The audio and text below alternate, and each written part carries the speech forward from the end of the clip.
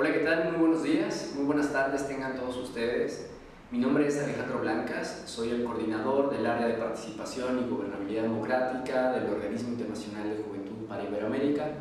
Quiero antes que nada agradecer la invitación a todo el equipo de jóvenes iberoamericanos, felicitarlos por esta iniciativa del seminario virtual. Estamos seguros que este tipo de procesos, este tipo de iniciativas fortalecen, articulan y mejoran las capacidades de incidencia de la sociedad civil.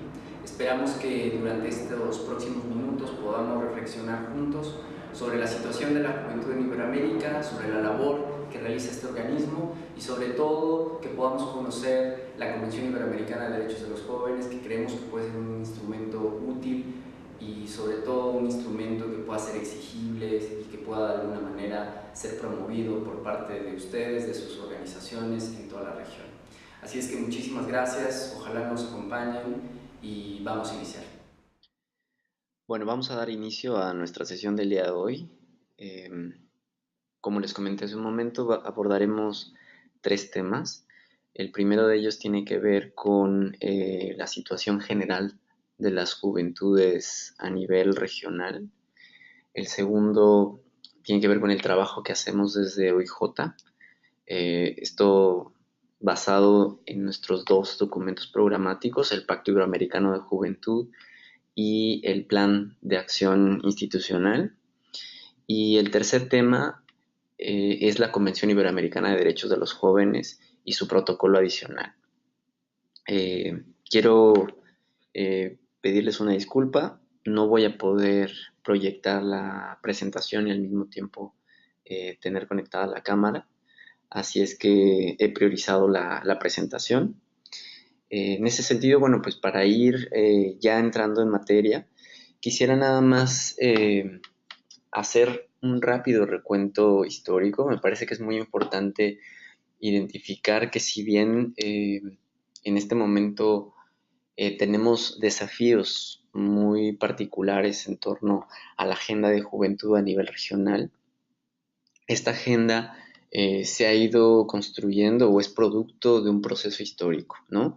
Un proceso histórico de distintas generaciones, distintos jóvenes en su momento, que han reivindicado, que han estado colocando el tema de juventud como tema central y que esto al final pues tiene también distintos momentos clave en la historia reciente, digamos, de los derechos humanos, en la historia reciente de la región y obviamente también a nivel global. Y creo que en términos generales vale la pena identificar pues que esto no es una moda, si hablar de juventud no está de moda, sino es parte de un proceso de afirmación de derechos que han también tenido distintos grupos de población, es decir, las mujeres, las personas con discapacidad, los niños y niñas, en este caso, pues también los pueblos originarios, las comunidades afrodescendientes, en fin, ¿no? O sea, como que hay distintos grupos de población que se han, digamos, enfrentado a dificultades para el reconocimiento de sus derechos y las y los jóvenes pues no son la excepción, ¿no? En ese sentido, pues comentarles que hemos querido pues mencionar algunos momentos, estos momentos clave en este camino por el reconocimiento de la condición juvenil. El primero tiene que ver con, hemos tomado como referencia en qué momento el término de juventud aparece, digamos, dentro de alguna resolución de Naciones Unidas, ¿no? Y este, digamos, término de juventud aparece justamente en los años, en la década de los 60, o sea, hace 57 años. Eh, Aparece, digamos, estas primeras referencias hacia la juventud. Y estas primeras referencias se encontraban muy alejadas del reconocimiento de las y los jóvenes como sujeto de derecho, ¿no? O sea, este discurso que tenemos ahora, que está muy claro, ¿no? Que ubicamos a jóvenes igual a sujetos de derecho, jóvenes igual a actor político, en ese momento no era así, predominaba más bien un enfoque de tutela, ¿no? Una concepción de tutela enfocada más a la necesidad de educar, a la necesidad de preparar, ¿no?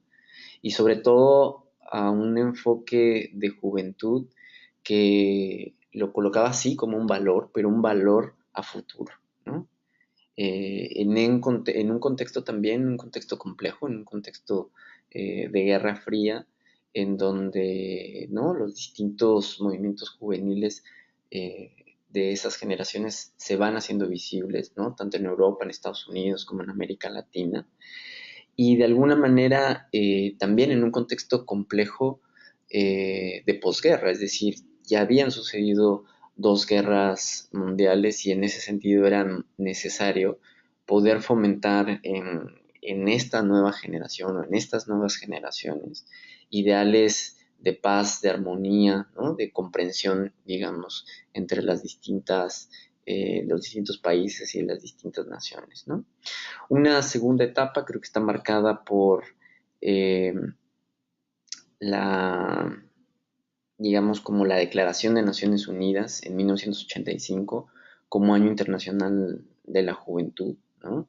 Este hecho impulsó, digamos, distintas iniciativas de carácter internacional, pero también de carácter regional, que permitieron visibilizar problemas y sobre todo aspiraciones de esta generación, ¿no? Este año también abrió la puerta a la idea de reconocer a este grupo de población como un grupo de atención por parte de los gobiernos, ¿no? Y también de alguna manera va introduciendo cierto consenso en la necesidad, digamos, de avanzar en la afirmación de derechos para este grupo de población, ¿no?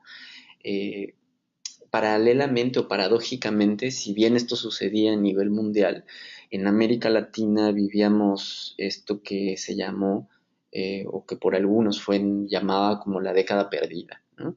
Esta, este momento donde se hacen evidentes las crisis económicas en la región y donde también se van identificando o se va perfilando la región en un grave problema de desigualdad, ¿no?, donde se va identificando a la región de América Latina y Caribe como la región más desigual del mundo.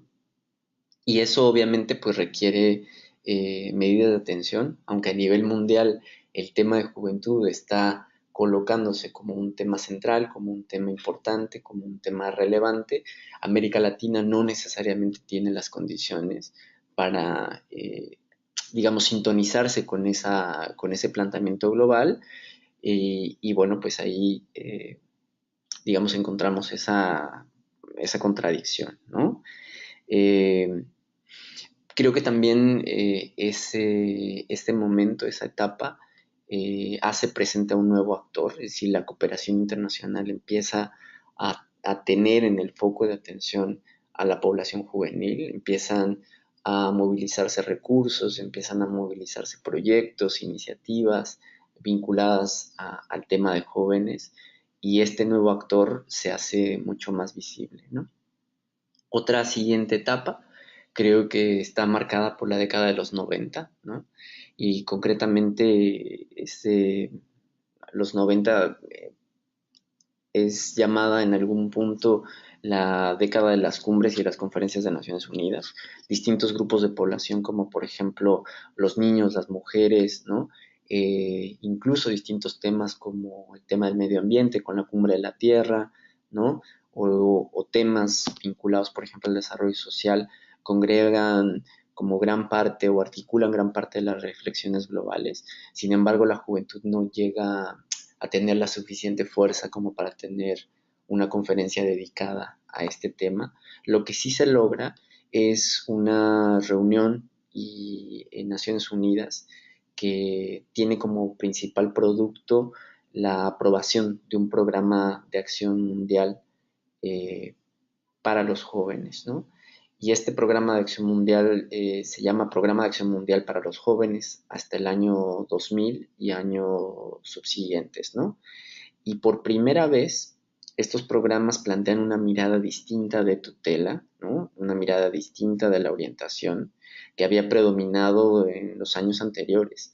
Y este programa avanza en una clara orientación, digamos, de las políticas públicas desde este enfoque, tanto en el ámbito nacional como en el ámbito internacional.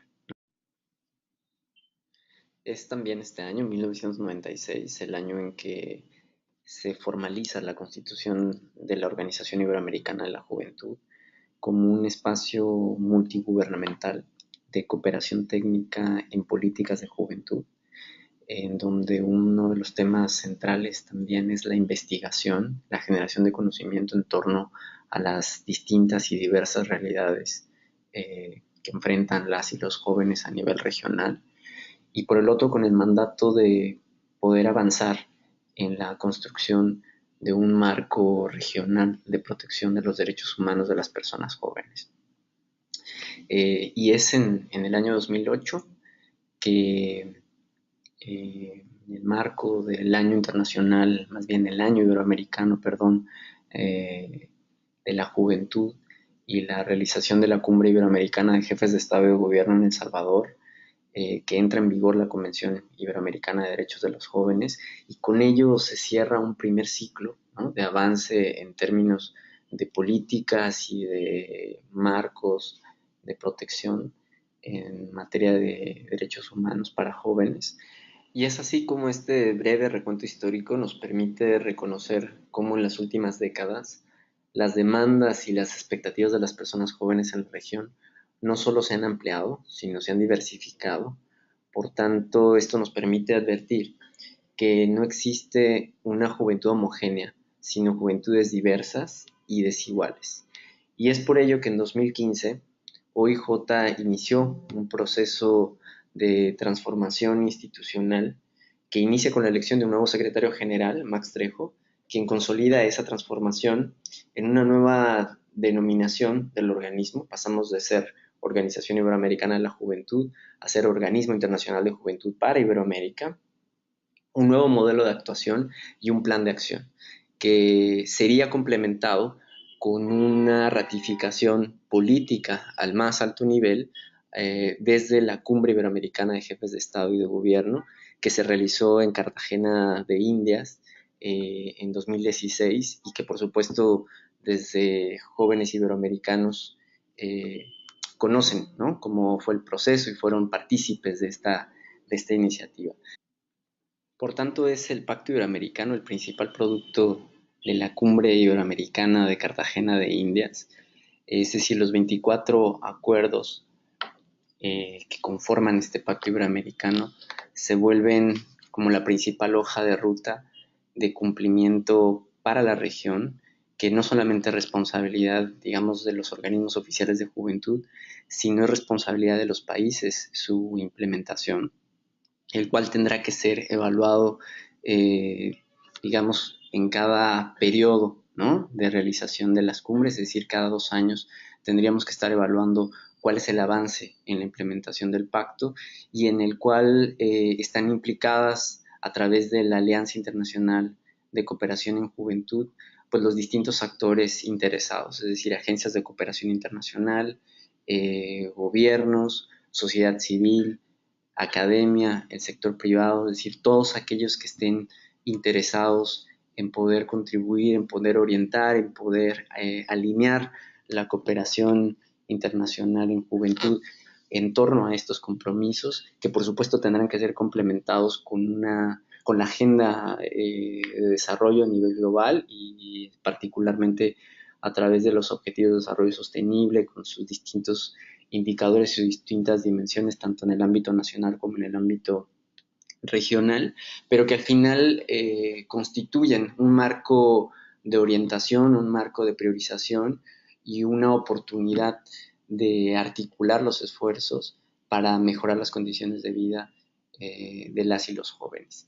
Cabe señalar que un 60% de los compromisos que están contenidos en el Pacto Iberoamericano responden a una necesidad muy puntual que ha sido recogida pues a través de los foros de participación, a través de los espacios de discusión que existieron para la construcción de este documento, que tiene que ver con la problemática vinculada al empleo, al emprendimiento y sobre todo al trabajo digno, ¿no? Entonces, parte de estos compromisos van a girar en torno a tratar de resolver o tratar de atenuar esa problemática a la cual pues no solamente se enfrenta la juventud de la región, sino que es una de las principales problemáticas de la juventud a nivel internacional, ¿no?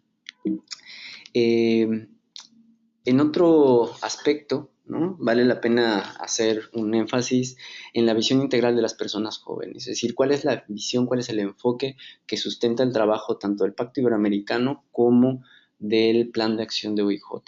Y esto no es otra cosa que la visión de juventud desde la perspectiva de sujetos de derecho, es decir, nos alejamos de manera clara de percepciones, de enfoques que ubican a la juventud como problema o que ubican a la juventud como únicamente como ese periodo de transición de la niñez a la edad adulta en la que existe una moratoria social, en la que no hay condiciones para ejercer derechos, para tomar decisiones, para asumir responsabilidades, ¿no?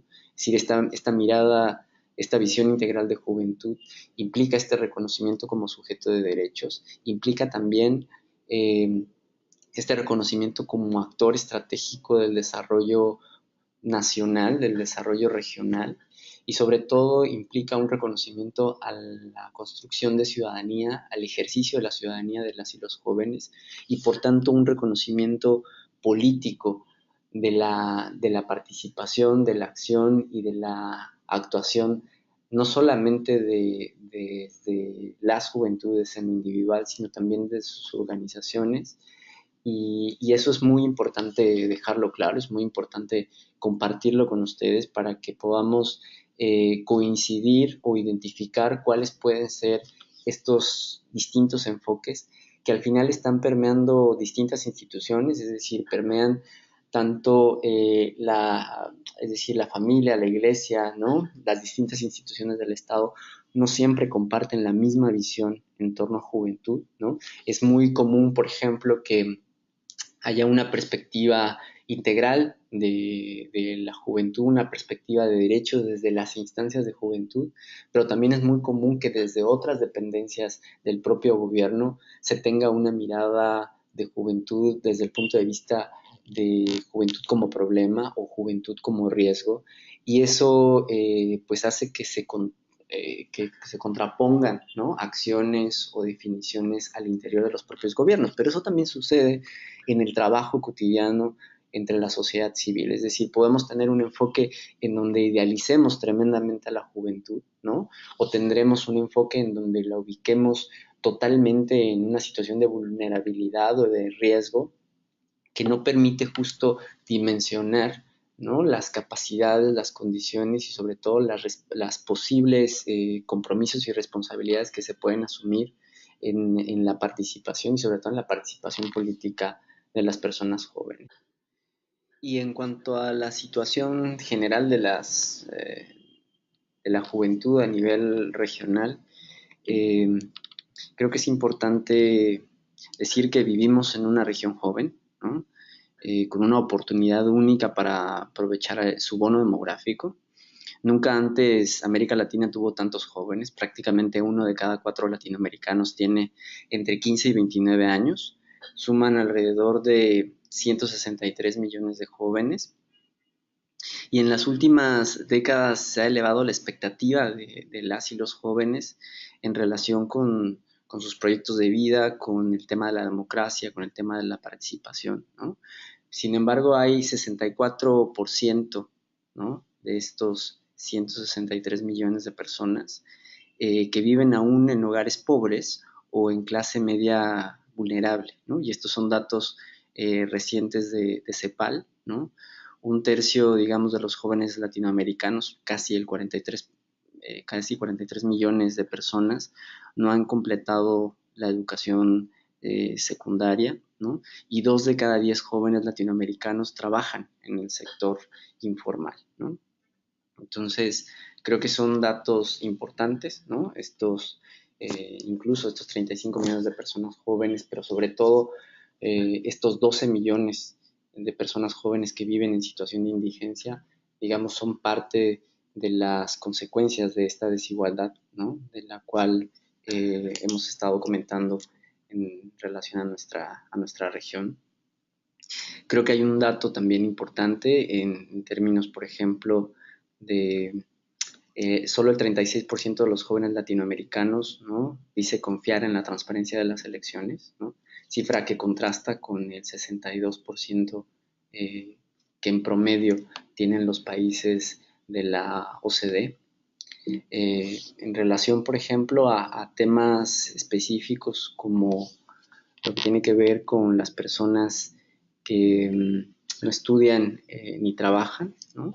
Estas personas jóvenes que han sido estigmatizadas con este término de ninis, lo importante es poder distinguir que representan alrededor del 22% de los jóvenes de la región, es decir, casi 30 millones de jóvenes. Sin embargo, desagregando un poco este dato, este conjunto de personas, nos damos cuenta que el 70% son mujeres, ¿no? Y el 55% de esos, más bien de casi esas 30 millones de personas, se dedican al trabajo doméstico, a los trabajos de cuidado, al trabajo no remunerado en las familias. El 25% está buscando un empleo, o sea, no es que no esté haciendo nada, ¿no? Es prácticamente solo el 15% que está inactivo, ¿no?, sin una razón clara, ¿no? Y hay también un 5% de personas que presentan algún tipo de discapacidad, ¿no? Y esto es con datos que se tienen del 2011, y esto lo refleja el informe del Panorama Social de América Latina de 2014 de CEPAL. Ya estaremos también compartiendo las fuentes de estas gráficas que hemos estado presentando acá. El tema del abandono escolar es también un tema importante. Si bien hemos avanzado en el tema de la cobertura, se está concentrando la demanda de educación en el nivel terciario, es decir, en el nivel del bachillerato y la universidad, pero también tenemos un fuerte problema de deserción escolar, ¿no? Son un 10% de los jóvenes entre 15 y 29 años que, habiendo asistido a la educación terciaria, abandona el sistema educativo, ¿no? En relación al tema de empleo, bueno, pues estos datos son ya conocidos, ¿no? En el caso de jóvenes, el desempleo duplica y en algunos casos triplica, ¿no?, la tasa de los adultos. En términos, por ejemplo, de salud, ¿no?, las lesiones siguen constituyendo la principal causa de muerte entre jóvenes, particularmente en el caso de los hombres jóvenes. El tema de los accidentes de tránsito sigue siendo un tema importante. El tema de las riñas o el tema de la violencia, sobre todo en los hombres jóvenes, también sigue siendo un dato muy importante que sigue estando presente en la región. Y en el caso de las mujeres, uno de los problemas también muy importantes tiene que ver con la muerte materna, ¿no?, o los problemas de embarazo y en el proceso del parto o puerperio. Entonces ahí yo creo que es algo que todavía no hemos podido atender de manera adecuada, y esto tiene que ver también con el tema del acceso a información, el acceso a métodos anticonceptivos, ¿no? Poder incluso abordar y discutir los temas vinculados a los derechos sexuales y reproductivos, la anticoncepción de emergencia, el tema de aborto, etcétera, ¿no?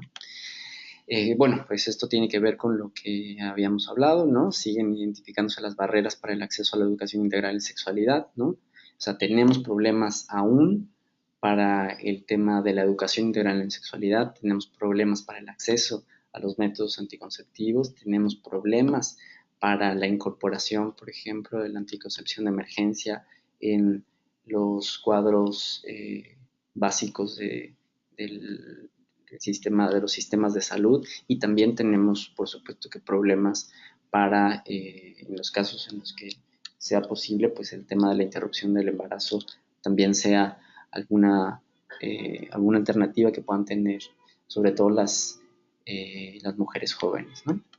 En el caso de la participación política, yo creo que ahí hay uno de los temas también más importantes para la región.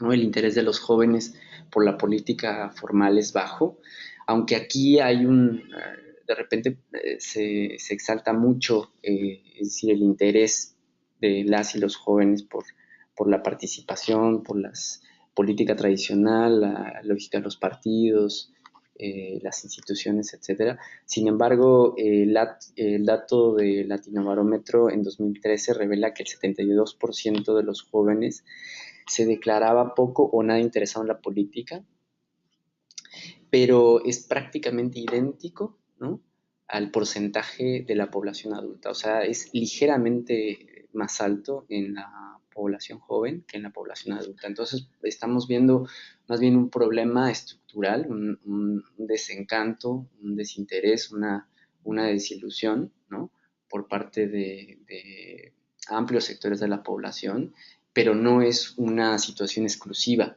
de la población juvenil. Entonces, este dato se vuelve también como muy revelador, ¿no?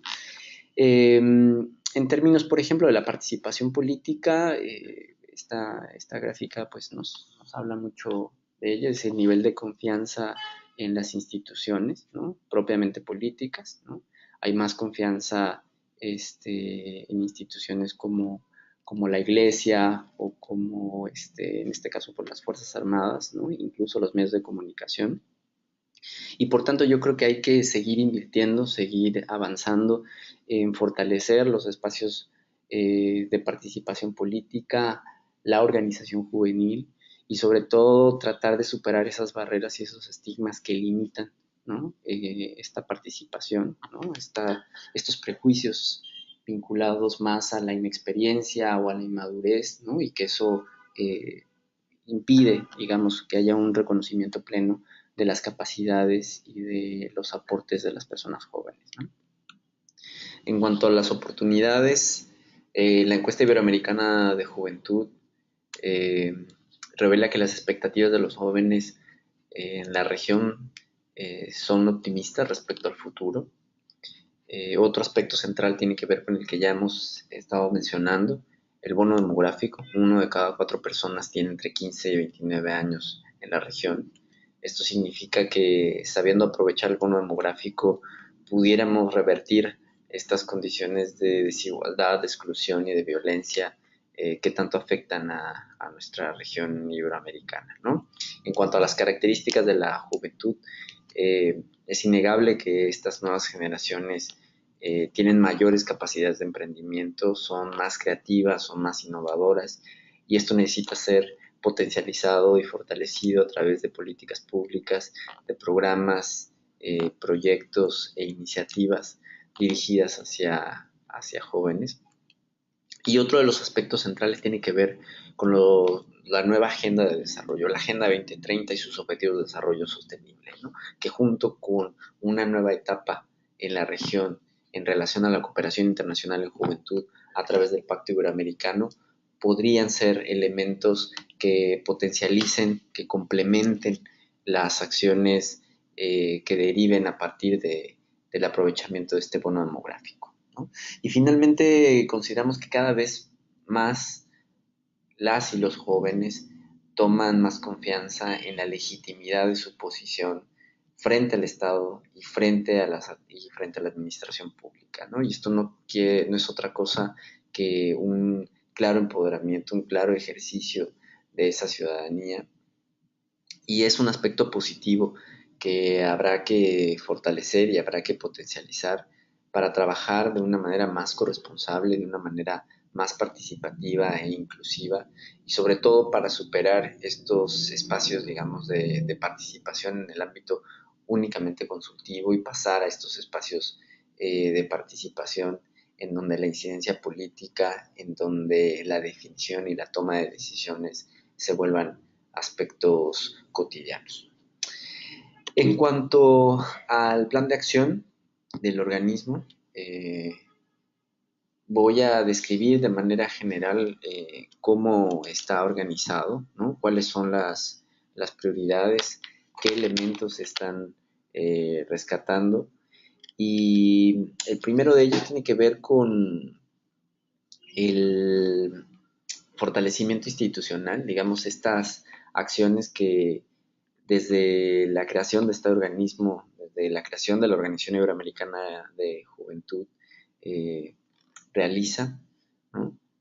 Y esto tiene que ver con fortalecer las capacidades institucionales de los organismos oficiales de juventud, y no solo de los organismos oficiales de juventud, es decir, de todas aquellas dependencias de la administración pública implicadas en el desarrollo e implementación de las políticas públicas de juventud, ¿no? Necesitamos ahí aumentar la coordinación interinstitucional e intersectorial, y necesitamos mejorar las políticas públicas desde un enfoque integral, desde un enfoque orientado al reconocimiento de la juventud como sujeto de derechos, ¿no? El eje 2 este eje se relaciona al tema de participación y gobernabilidad, es el eje que yo coordino, y su objetivo es muy concreto. Lo que buscamos es incrementar la participación, pero una participación efectiva de las personas jóvenes en los procesos de toma de decisión, de las políticas públicas y de generar en el conjunto de la sociedad. Y para eso no solamente necesitamos sensibilizar en las instancias de gobierno, trabajar con los funcionarios públicos, sino necesitamos sobre todo fortalecer las capacidades de las organizaciones juveniles para aprovechar y apropiarse de esos mecanismos y estos instrumentos de participación en cada uno de los países. En el eje 3, el empleo y el emprendimiento, su objetivo es promover el empleo y el emprendimiento en un marco de trabajo decente, es decir, en un enfoque de derechos, ¿no? Esto como un mecanismo claro de fortalecimiento de la autonomía y la emancipación juvenil. En el caso del eje 5, que tiene que ver, perdón, el eje 4, que tiene que ver con nuevas culturas y comunicación, este eje busca potenciar el impacto de las expresiones culturales y las expresiones comunicacionales juveniles en los procesos de fortalecimiento del tejido social, en los procesos de cohesión social en la región.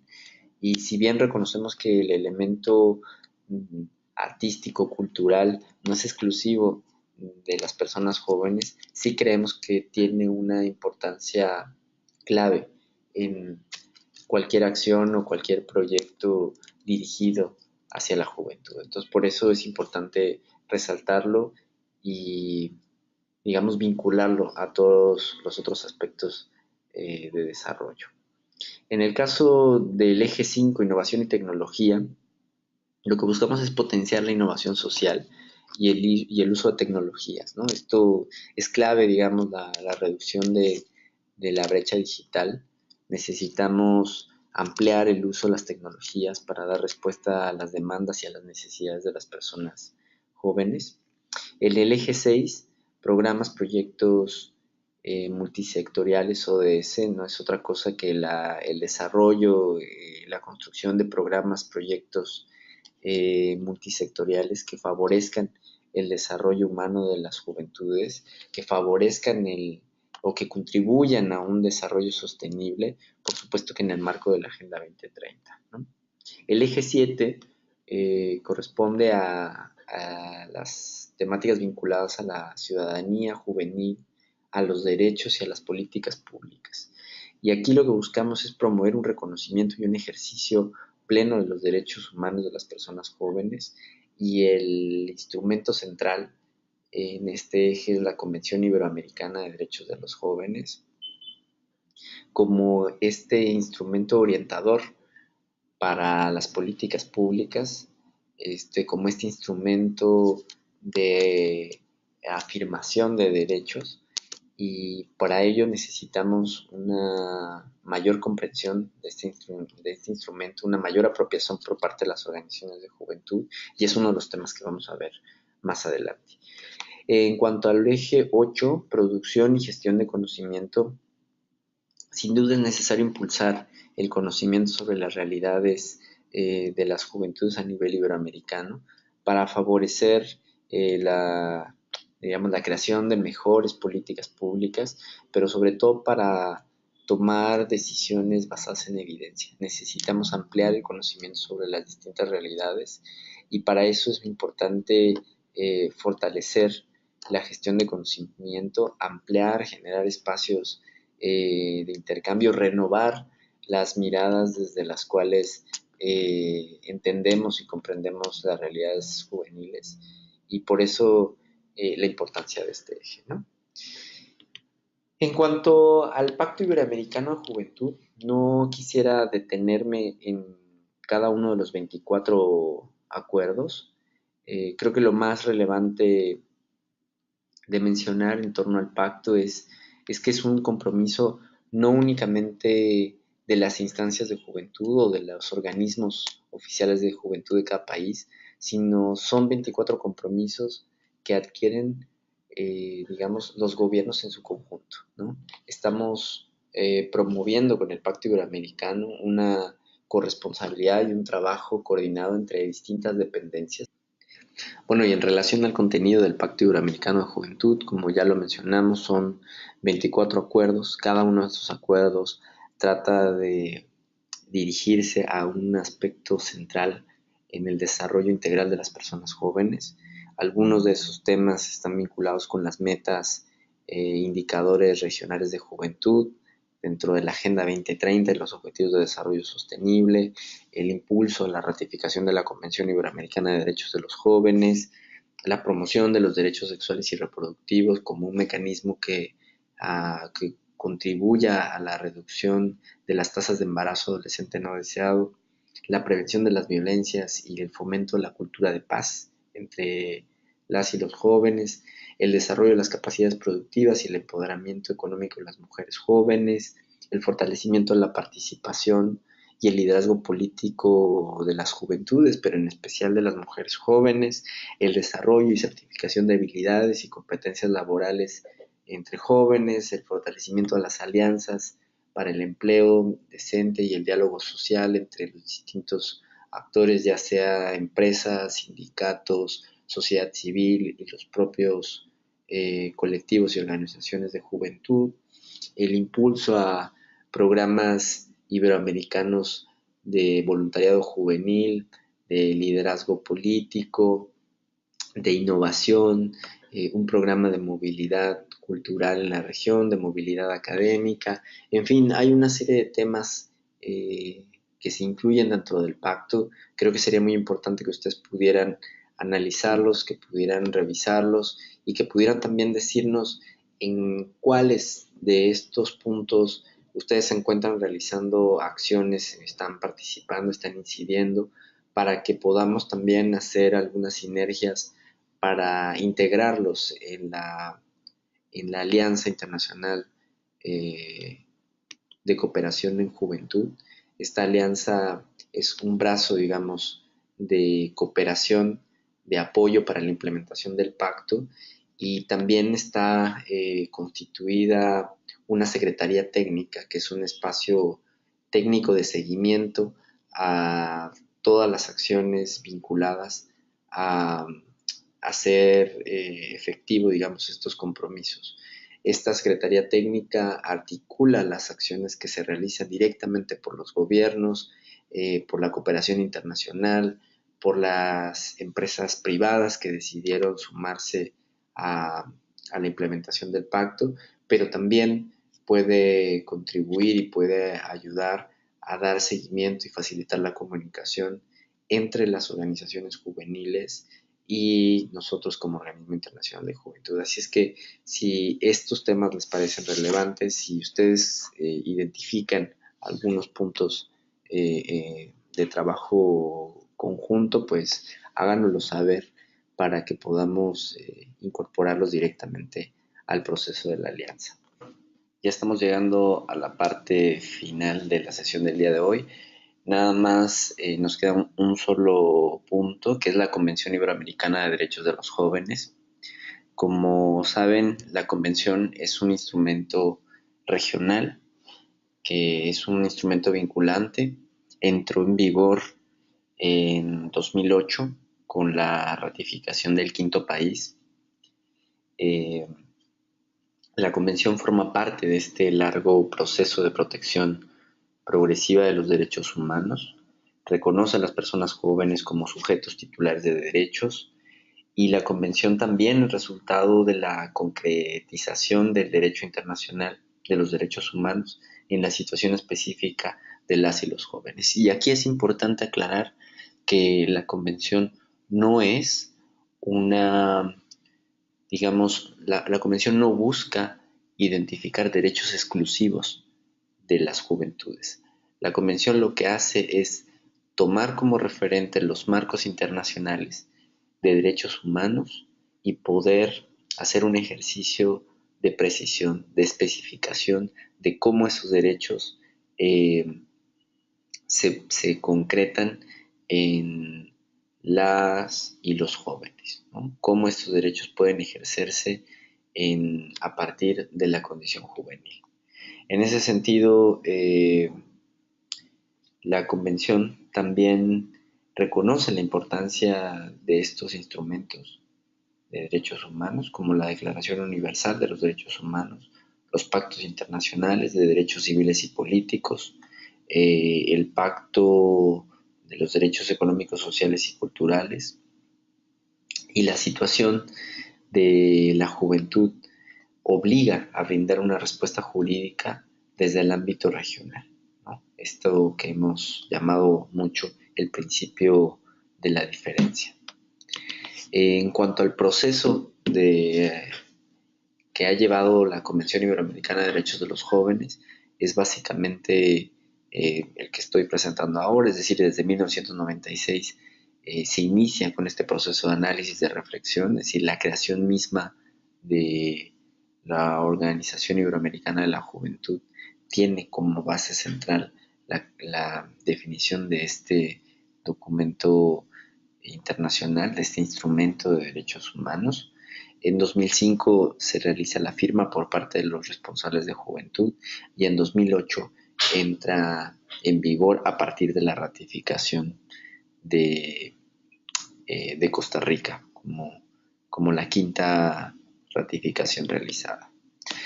¿Cuál es la situación general de la convención? Bueno, son 17 países que han firmado, 4 países que aún faltan por firmar y 7 países que ya concluyeron el proceso de ratificación.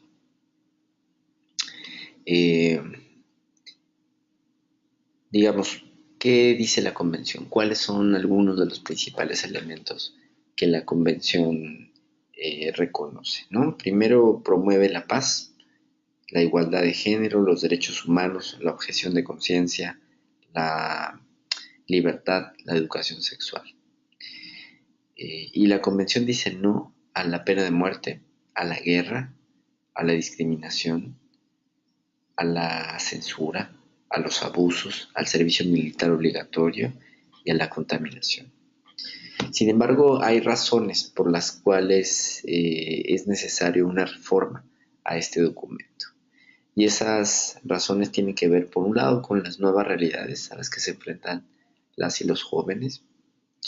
Otra segunda tiene que ver con que hay derechos que no fueron contemplados o no están lo suficientemente claros en este documento. Otro elemento es el proceso de transformación del propio organismo, que por tanto es un momento propicio para realizar esa evaluación y esa priorización de temas que quedaron fuera del documento original.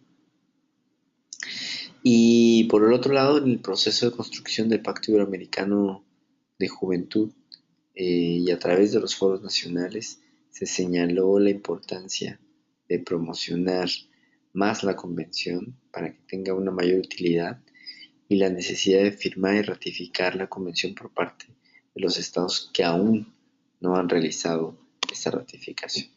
Bueno, ¿cuáles fueron los derechos incorporados en el protocolo adicional firmado el 25 de octubre de 2016 en la ciudad de Cartagena? Pues primero tiene que ver con el derecho a las personas jóvenes, migrantes y refugiados, los derechos de las personas jóvenes con discapacidad, el tema de la igualdad de género, de la orientación sexual y de identidad de género, ¿no? Los derechos vinculados al medio ambiente, los derechos vinculados a la identidad cultural, a los pueblos originarios, a las comunidades indígenas y los derechos vinculados al uso de nuevas tecnologías. Estamos llegando con esto al final de la sesión. Queremos agradecer el tiempo que dedicaron a esta sesión. Vamos a dejar todas las referencias al equipo de coordinación del seminario virtual. Estaremos compartiendo con ustedes mayores referencias en torno a las perspectivas de juventud, al tema de la Convención Iberoamericana, junto con su protocolo adicional, el Pacto Iberoamericano y el plan de acción de este organismo para que estén a la disposición de todos y de todas ustedes. Queremos felicitar nuevamente a Jóvenes Iberoamericanos por esta iniciativa, agradecerles la invitación y ponemos a su disposición nuestras redes sociales www.juventud.org. En Facebook nos pueden encontrar como Organismo Internacional de Juventud para Iberoamérica, OIJ, y en Twitter nos pueden encontrar en OIJ Digital.